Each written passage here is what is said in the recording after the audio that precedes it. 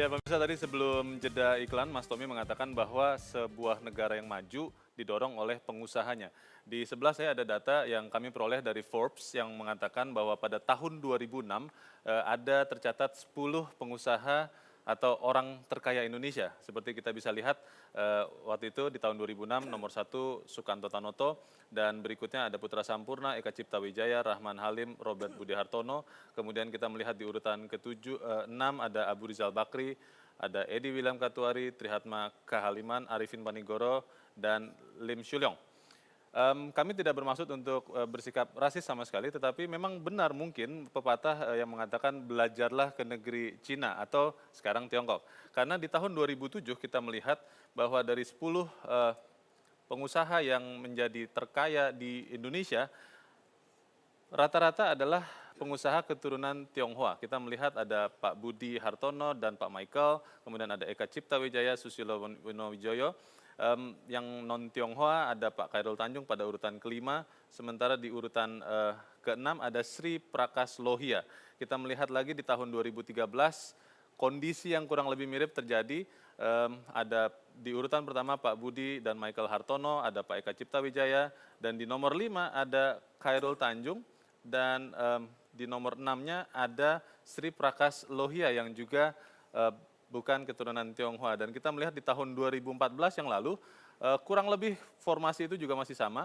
Nomor 5 ada Sri Prakas Lohia, di nomor 1 tetap Pak Budi Hartono, dan di bawahnya ada Pak Wonowijoyo, Pak Susilo.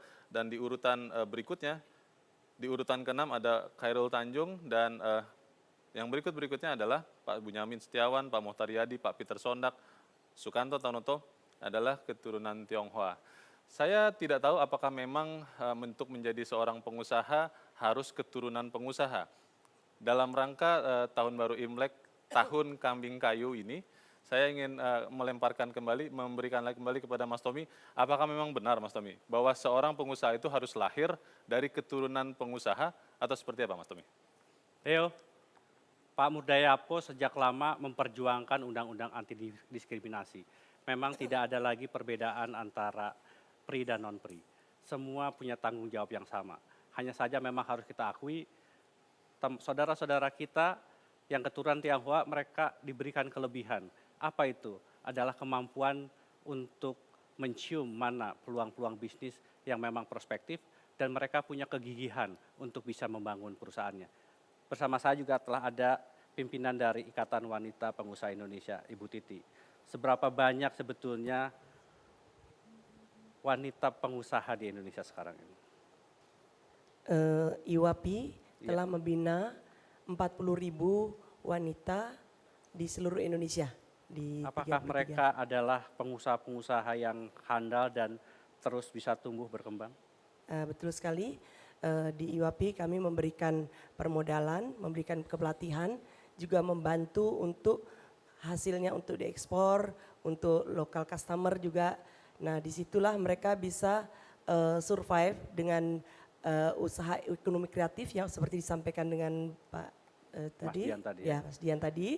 Memang kita dengan kekuatan UMKM membantu UKM untuk berkembang supaya bisa menjadi salah satu tonggak perekonomian bangsa. Bu Titi, apakah jumlah 40.000 ini bertambah terus tiap tahun secara signifikan? Betul sekali. Terus bertambah dan membiasakan dengan ibu-ibu yang rumah tangga supaya bisa ikut berusaha agar tidak terjadi KDRT tentunya. Dan kami sangat care dengan TKW-TKW yang menjadi korban. Kita memberikan tanaman seperti jahe merah, jati platinium dengan tumpang sari. Dan membuka pabrik garam karena garam impor 4 triliun per tahun sesuai dengan program pemerintah. Kami juga membantu untuk supaya bisa tidak impor. Baik. Terima kasih Mbak Titi. Pak Sofyan, saya tahu Pak Sofyan juga begitu lama berjuang sebagai pengusaha dan kemudian juga ingin dan sering mencoba menularkan munculnya pengusaha-pengusaha baru. Bapak memimpin Apindo begitu lama dan juga banyak orang-orang seperti Mas Haryadi Sukamdhani yang kemudian juga muncul sekarang jadi pimpinan Apindo. Dari pengalaman Pak Sofyan Wanandi, apa sebetulnya kelebihan dan kekurangan dari pengusaha pribumi, dan apa yang perlu dilakukan supaya mereka juga menjadi pengusaha yang tangguh? Saya pikir kekurangannya sebenarnya mereka tidak diberikan kesempatan ya yang cukup ya untuk berkembang, dan juga sistem pendidikan kita mungkin ya. Karena dulu kan sebenarnya pengusaha Tionghoa ini lebih banyak mendapat kesempatan karena dia cuma boleh di bidang itu saja. Ya. Sehingga dia turun-temurun cari uangnya cuma boleh pengusaha, yang lain-lain dia nggak boleh dulu.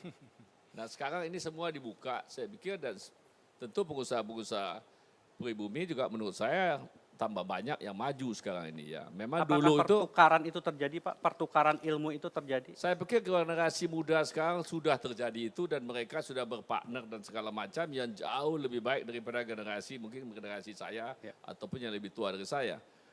Sebab ini kita rasakan di dalam perkembangan daripada yang muda-muda ya, anak-anak kita sekarang ini yang betul-betul berusaha bersama-sama dengan pengusaha-pengusaha Indonesia, juga yang muda-muda yang juga mendapatkan pendidikan-pendidikan yang baik dan juga mau berusaha dan bekerja keras untuk itu tentunya. Kalau dulu kan sebagian besar pengusaha Indonesia ini kan lebih suka menjadi pegawai negeri, menjadi ABRI atau segala macam. Dan inilah menurut saya kesempatan sekarang yang terbuka untuk ekonomi ini, kesempatan ini yang harus mereka manfaatkan juga, tapi ini memang harus kerja keras. Baik. Kita akan nanti lanjutkan apa hal-hal yang perlu kita lakukan di tahun-tahun mendatang supaya kemudian lompatan besar pembangunan Indonesia ini bisa kita realisasikan. Jangan kemana-mana, tetaplah di Economic Challenge.